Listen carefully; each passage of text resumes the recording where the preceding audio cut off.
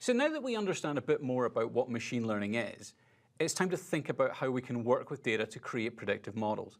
Now, there are lots of tools, services, and programming languages that data scientists use to prepare, model, and test data.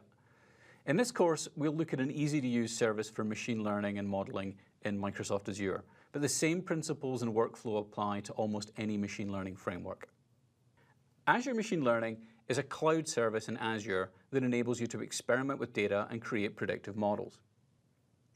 You start with a data set, which contains the data with which you want to experiment. And this data set provides the starting point of an experiment in which you will define a workflow of transformations to apply to the data as you explore it and prepare it for modeling. You can use your experiment to find the most effective ways to train a machine learning model and generate a predictive experiment from your training experiment, which encapsulates the machine learning model and the associated data transformations ready to be used with new data. You can then publish your predictive experiment as a web service, and client applications can call that web service to generate predicted values. Well, to get started with Azure Machine Learning, you'll need to provision an Azure ML workspace. Now, there is a free standalone workspace offering for getting started with Azure ML, and there's also a full service integrated into Azure. In this course, we're going to use the full Azure workspace, but a lot of what we'll look at applies to both. Right, well, let's take a look at how we go ahead and provision our workspace in our Azure portal. So I'm going to go ahead and add a new resource, and I could go in and hunt for it. It's, there's various places it's likely to be, or I could simply search for it using the search box. So we'll just go and do that, Azure Machine Learning. And I find a bunch of things that are fairly close matches to that, including this thing called a machine learning workspace. And that's the one that I want. So we're going to go ahead and create our workspace. We'll just choose Create. And I'm going to have to define some sort of name for my workspace. So I'll just call it AMLWS. And it just does a little check to make sure I haven't already got something with that name, so that's fine. And we can either put it into an existing resource group or create a new resource group. Resource groups are just used to keep all things that are related together. So I'm going to create a new one called Azure ML Resources. And I can choose the location where I want to deploy that. So I'll go ahead and deploy in, let's say, West Europe. And I'm going to need a storage account to go with that Azure ML workspace. The storage account is used to store the models that I'm going to create and the data that I'm going to work with and all that kind of thing in the workspace. So we'll create a new one, and I need to give it a name, and that storage account that it's got there already exists. So we'll come up with some alternative name for that. So we'll just call it AML store 1, 2, 3, 4, 5, something like that. And yep, we get a little tick there to tell us that that's a unique name. I've actually said AML star. We'll just correct that. Okay, so I got the choice of a workspace pricing tier. I'm going to go, well, I don't really get a choice actually, I'm just going to go with the standard pricing tier here.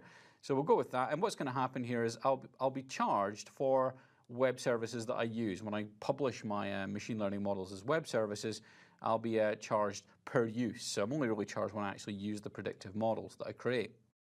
And what I get charged for that is based on my pricing plan. So I'm going to go and choose a pricing plan, and actually I'm going to choose the dev test pricing plan, which gives me a total of 2 compute hours, 1,000 transactions for 0 cost. So for me, just learning about this, that's a perfect choice for me. So we'll take that, and then we're ready to go. So we'll just click Create, and off goes our Azure portal to create our Azure Machine Learning workspace. So we'll just give that a minute or two to get created.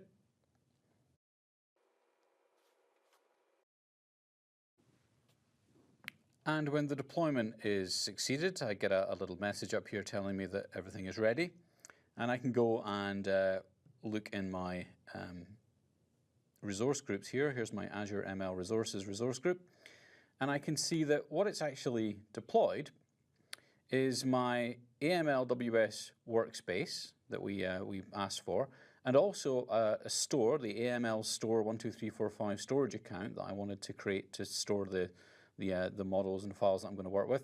And also this plan here, which is my machine learning plan, which is how effectively we're going to pay for the use of the service. So these three resources are deployed together. And I can go and have a look at my workspace.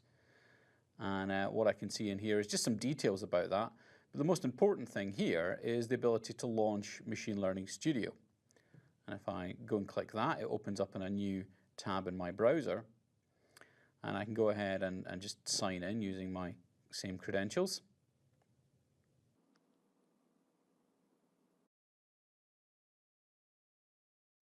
And this gives me the environment that I'm going to use to work with my machine learning experiments. Now, you might be wondering why, if I've just created a brand new workspace, why there's already some experiments in it.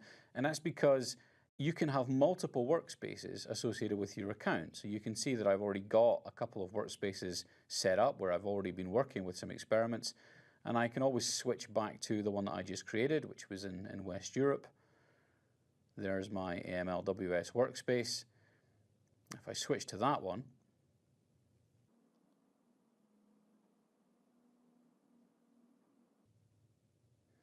then you can see that I've got a brand new empty workspace with no experiments in it, nothing else in any of these other folders here either, ready for me to start working with some data and experimenting and creating some web services with predictive models.